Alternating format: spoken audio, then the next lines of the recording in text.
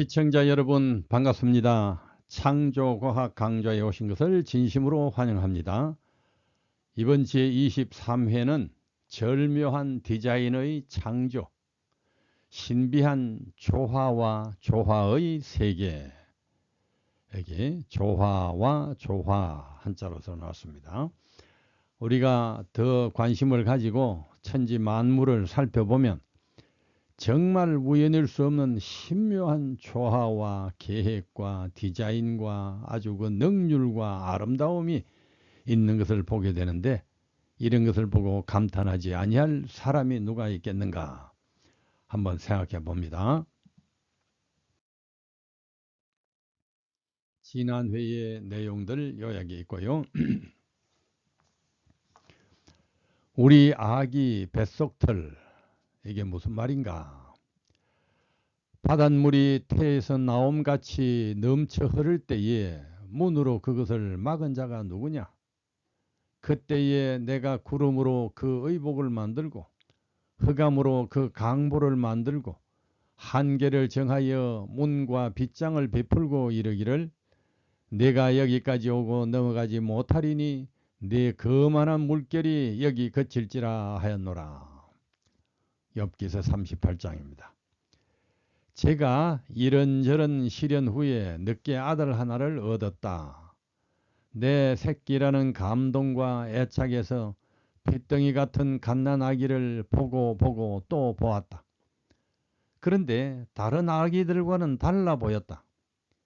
앞 이마가 훌렁 벗어져 있었고 눈썹도 없었다. 머리털의 한계와 눈썹의 위치를 아무리 찾으려 해도 아무런 흔적도 찾을 수가 없었다. 은근히 걱정이 되었다. 이런 모습이라면 너무나 볼품이 없겠는데 어떻게 하나 하고. 그런데 더 자세히 보니 눈썹은 없는데도 얼굴에는 온통 노란 털이 보송보송 나 있는 것이었다. 이것은 더 큰일이었다.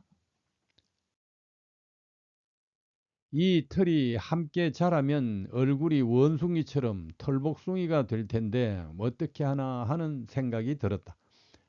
그때야 정상적인 얼굴을 가진 다른 아기들과 모든 다른 사람들의 모습이 예사로 보이지가 않았다. 젊은 부모들이 이처럼 첫 아기를 낳고 이런저런 염려들을 해본 경험이 있을 것이다. 그런데 감사하게도 씻길 때마다 뱃속털은 목욕물에 하얗게 빠져나가면서 이마와 눈썹 자리에 표시가 나기 시작하더니 한 달이 지나자 정상적인 얼굴 모습이 나타나는 것이었다. 어느 털은 나고 어느 털은 빠지고 어느 털은 길어지면서 귀여운 아기의 모습이 되는 것이었다. 그 수많은 털 중에 단 몇 개라도 자리를 잘못 잡으면 보기가 흉할 텐데 하나도 반항 없이 완벽하게 자기의 자리를 잡는 것이었다. 이 털 하나하나의 위치를 누가 지시했으며 자리에 따라 그 길이를 누가 정했을까? 어디 몸의 털뿐이겠는가? 부모를 닮은 그 눈, 코, 입, 귀와 자라면서 깨우쳐가는 그 총명은 어디서 생기는 것일까? 이런 것들이 자연 발생적 진화의 결과일까? 자, 여기 DNA 유전자 염색체의 그림이 있습니다. 설계와 기능이 대단하고 놀랍다는 것이 지금 밝혀져 있죠. 자, 여러분은 바다의 거만한 물결을 보았을 것이다.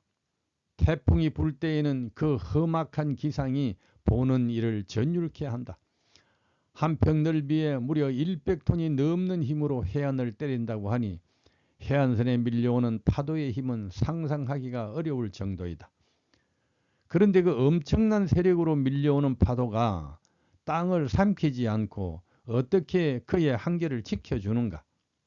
그리고 극히 조금 흔들리는 것을 쓰나미라고 해서 온 인류가 그렇게 두려워하는가?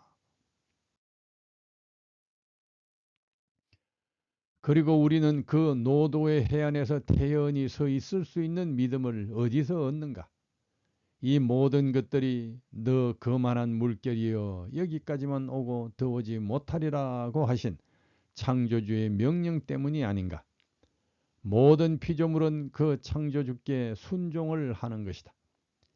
그 조금밖에 안 되는 눈썹의 털, 조금 위에도 나고 조금 밑에도 날 수 있을 텐데, 머리털도 조금 이리로 조금 저리로 날 수 있을 텐데, 이들이 자연 발생이나 적자 생존의 우연의 결과라면 얼마쯤은 이리로 얼마쯤은 저리로 또 우연히 질서를 벗어날 수도 있을 텐데, 무질서에서 질서로 그렇게 저절로 흘러갔다면 질서에서 무질서로 왜 저절로 흘러갈 수 없을 것인가.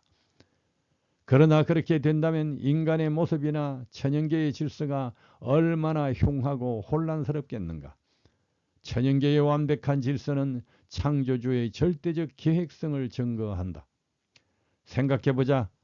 아기의 이 모발들이 초호의 착오도 없이 자기의 자리를 찾는 것이나, 공기의 농도와 압력, 계절의 순환과 온도, 심지어 파도의 경계까지 세상의 모든 것이 완벽하게 조화롭고 아름다워 절대로 무작위로 이루어질 수 없다는 것을, 그리고 그것이 바로 전능하신 분의 지혜가 만물을 운영하고 있다는 증거라는 것을, 거기에 초라도 오차가 생긴다면 우리의 생존 자체가 불가능해지고 천지가 유지될 수 없다는 것이다.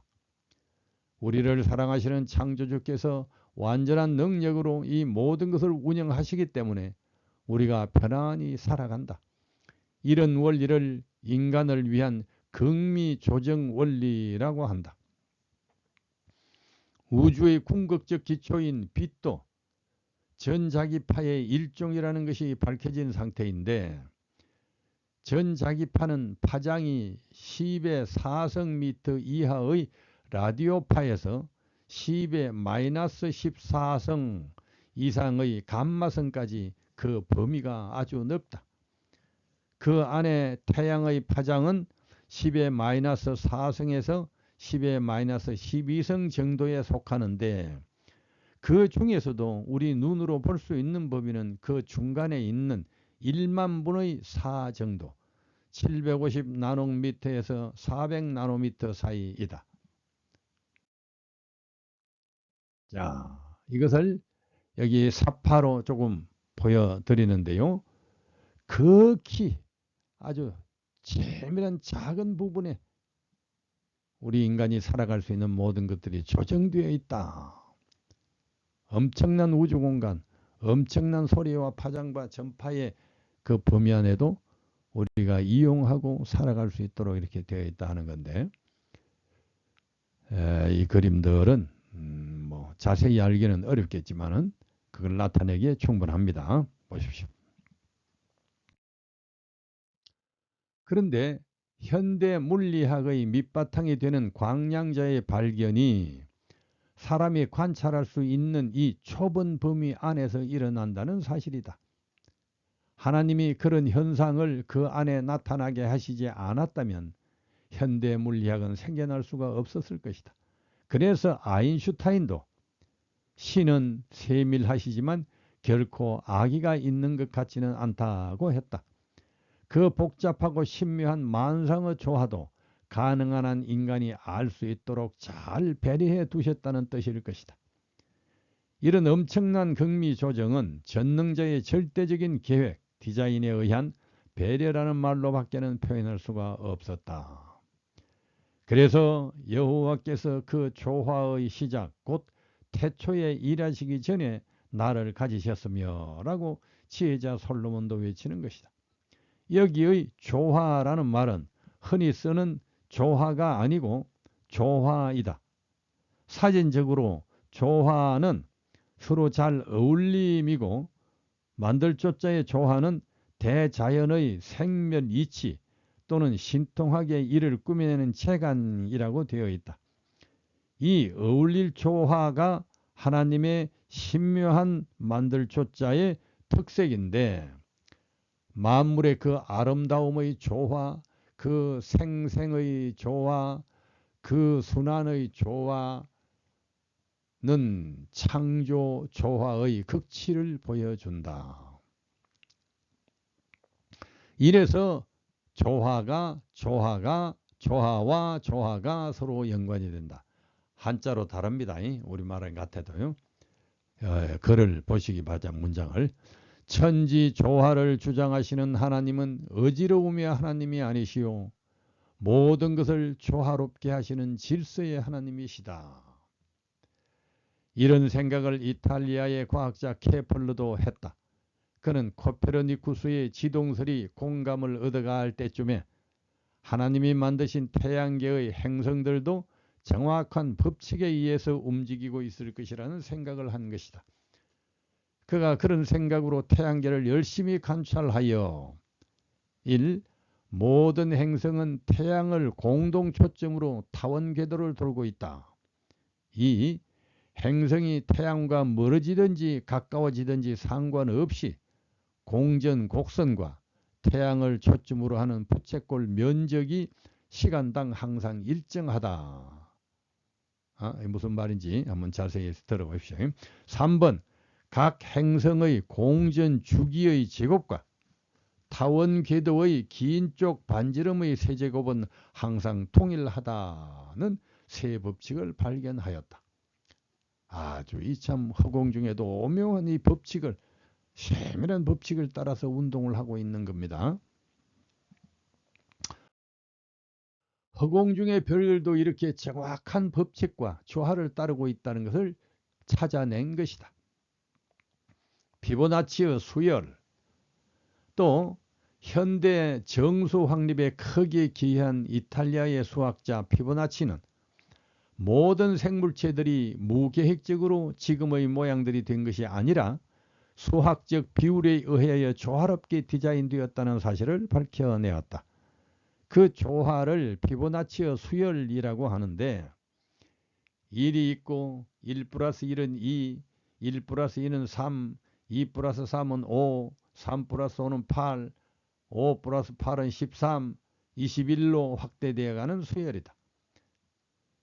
나뭇가지가 하나의 줄기에서 여러 가지로 늘어나는 수열이나 해바라기 씨앗, 솔방울, 소라껍질 등등의 원심을 그리며 늘어나는 수열이나 심지어 사람의 얼굴을 조형하는 구도가 모두 이 수열을 따르고 있다는 것이다.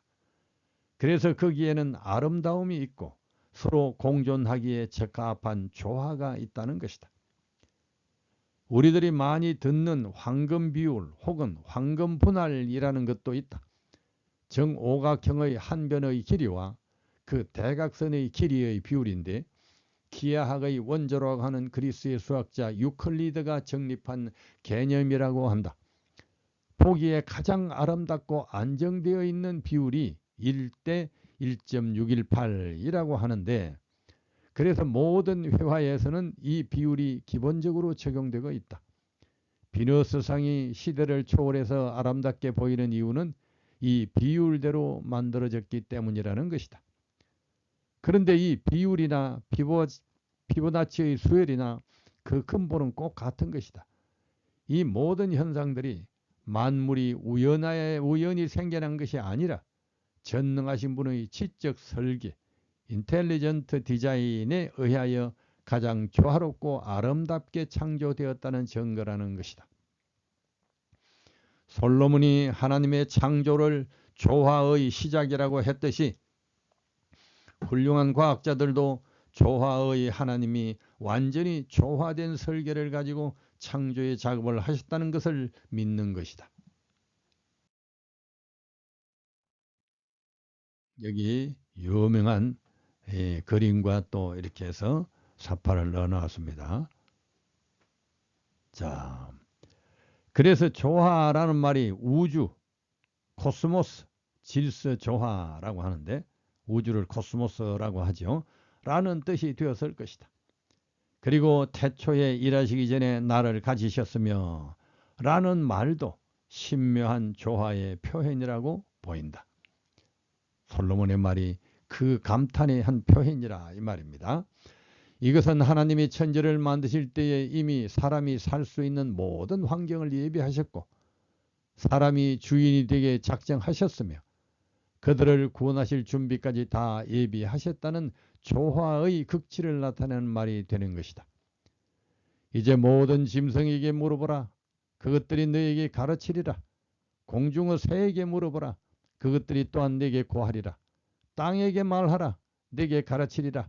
바다의 고기도 내게 설명하리라. 이것들 중에 어느 것이 여호와의 손이 이를 행하신 줄을 알지 못하랴. 3500년 전 욥기는 천지 만물 중의 무엇에게든지 그들이 어떻게 생겨나서 어떻게 살고 있는지 물어보라고 외친다. 그들의 우연일 수 없는 적합성과 정교함과 조화롭고 아름다운 삶을 살펴보라고 권한다. 그러면 그들이 한결같이 하나님의 계획과 능력과 배려에 의한 디자인이라고 알려줄 것이라는 것이다. 창세로부터 그의 보이지 아니하는 것들, 곧 그의 영원하신 능력과 신성이 그 만드신 만물에 분명히 보여 알게 되나니 그러므로 저희가 핑계치 못할지니라는 것이다. 오른쪽에 새와 그것도 여기 책에서 복사해 놓았습니다.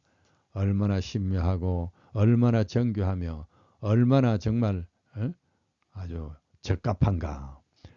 짐승들에게 물어보면 적응하고 획득한 형질만으로는 절대로 불가능한 초능력을 받았음을 알려줄 것이다.